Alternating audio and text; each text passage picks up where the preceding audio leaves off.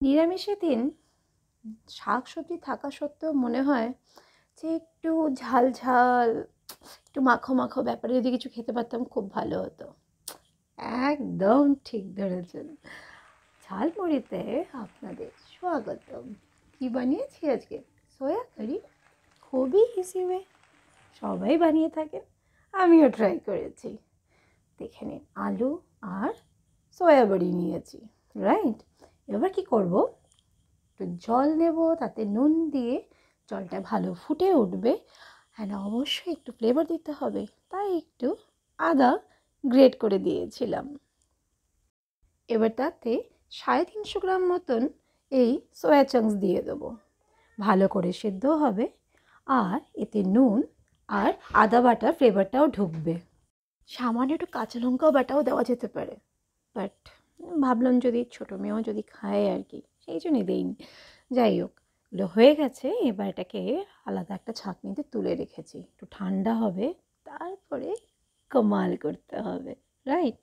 যখন ঠান্ডা হয়ে গেছে, হাত দিয়ে ভালো করে সয়াবড়িগুলোকে ভালো করে নিংড়ে নিংড়ে তার জলটা বের করে একটা পাত্রে তুলে রাখবো। এরই মধ্যে কি করব, কড়াইতে তেল দেবো, অবশ্য সর্ষে তেল দিয়ে করছি, একটু সামান্য ঘিও দেবো, ভালো আসবে গন্ধ, নিরামিষ তো। বেশ তেল আর ঘি গরম হয়ে আসলে, ঠিক সয়াবড়ির মতনই নয় কিন্তু তার থেকে একটু বড় হলেও ছোট ছোট চাংসে আমি আলুটা কেটে ভেজে নেব। আর এদিকে মশলা রেডি। কী করছি, 2 টেবিল চামচ দই দিয়েছি, তাতে 1/2 টিস্পুন মতন কিউমিন পাউডার, ধনে পাউডার 2 চামচ, 1 চামচ মৌরি পাউডার দিয়েছি, 2 চামচ কাশ্মীরি লাল মির্চ পাউডার, 1/4 টিস্পুন হলুদের গুঁড়ো, আর 1 টেবিল স্পুন আদা বাটা। একটু সামান্য নুন আর সর্ষে তেল দিয়ে বেটে নিয়েছিলাম, আর একটুখানি কসুরি মেথি দিয়ে এটাকে ভালো করে মাখবো। না, একটু সর্ষে তেলও দেবো, দারুণ একটা গন্ধ হবে, ভালো লাগবে খেতে, খেয়ে দেখবেন। চলুন একটু ম্যারিনেট করার জন্য রেখে দিই, যতক্ষণ দেখি আলুটা ভাজা হয়েছে কিনা। অলমোস্ট আলু ভাজা হয়ে গেছে। এখানে কি করব, আমরা আরেকটা মশলা রেডি করব। একটা পাত্রে 2 টেবিল স্পুন মতন দই নেব, তাতে একটুখানি সামান্য কসুরি মেথি দেব, 1 teaspoon cumin powder, 2 teaspoon coriander powder, 1 teaspoon fennel seed powder, 1/4 teaspoon turmeric powder, 1 to 1.5 teaspoon Kashmiri Lal Mirch powder, and then mix. একটু সামান্য জল দেব, দিয়ে ভালো করে এটাকে ঘেটে বেটে একটা স্লারি মতন একটা বানিয়ে রাখবো, তাতে কি মশলাগুলোও ভিজবে অ্যান্ড ফ্লেভারফুল হবে। তো আমাদের সব রেডি, ঠিক আছে।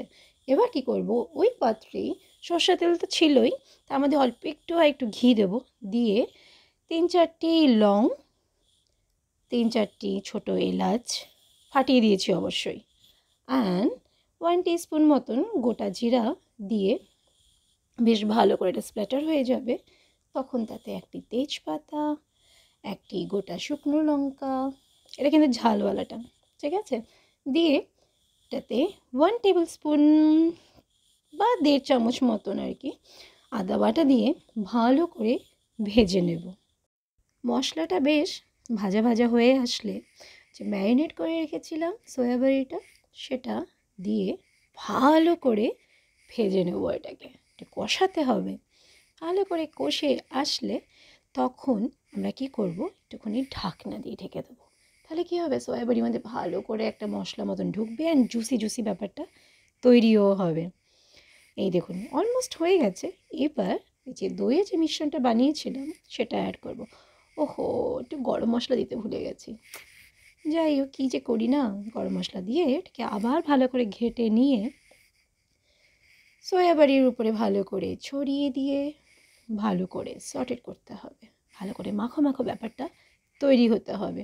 বেশ দেখবেন একটু তেল ছাড়ছে, এরকম একটা ব্যাপার তৈরি হবে, তখন আমরা এতে আলু যে ভেজে রেখেছিলাম সেই আলুগুলো দিয়ে আবার এটাকে ভালো করে মিশিয়ে নেব। যাতে আলু আর সয়াবড়ি ভালো করে মিশে যায়। যেই বাটিতে আমরা এই ম্যারিনেশনটা করেছিলাম সেই পাত্রেই আবার একটু গরম জল দিয়ে এটাকে দেবো। মাখা মাখা ব্যাপার করতে হবে তো, তাই একটু জলের দরকার আছে, একটা মিডিয়াম দরকার আছে, রাইট? এবার স্বাদ মতো নুন ভালো করে দিয়ে আরেকবার নেড়ে নেবো।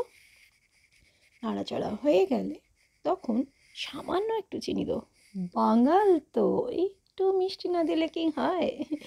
যাই হোক, এবার ভালো করে যখন হয়ে আসবে একটু দেখে নেবো যে আলুগুলো সিদ্ধ হয়েছে কি না, দিয়ে একবার ঢাকা দেবো, বেশি না, এই 5-7 মিনিটের জন্যে ঢাকা দিয়ে নেবো।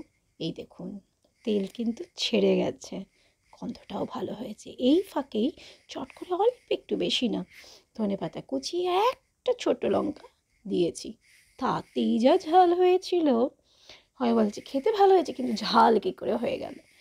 আমিও বুঝতে পারিনি, খেতে ভালোবাসি তো একটু ঝাল। যাই হোক, হয়ে গেছে। এবার কি করব, এটাকে পরিবেশন করব। প্রথমে তো দুপুরবেলা আমরা ভাবলাম যে চলুন ভাত দিয়েই খাওয়া যাক, কিন্তু মন মানলো না। রাত্রিবেলাও আমরা চালিয়ে দিলাম, কিন্তু কি দিয়ে? পরোটা দিয়ে।